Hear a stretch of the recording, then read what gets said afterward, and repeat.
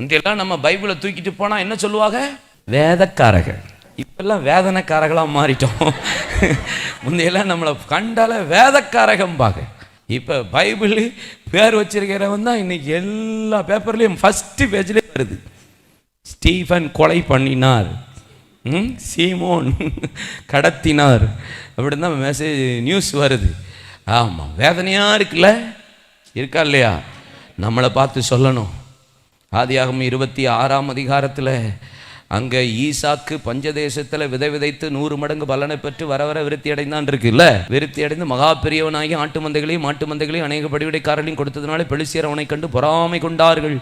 அவன் துறவுகளை தோண்டினான், ஏசேக்கின் பேர் வச்சான், வாக்குவாதம் பண்ணாங்க. அடுத்த துறவை தோண்டினா வாக்குவாதம் பண்ணாங்க, விட்டு கொடுத்தான். அடுத்த துறவை தோண்டினாங்க, அங்கே வாக்குவாதம் பண்ணவும் சண்டையும் பண்ண வரவில்லை.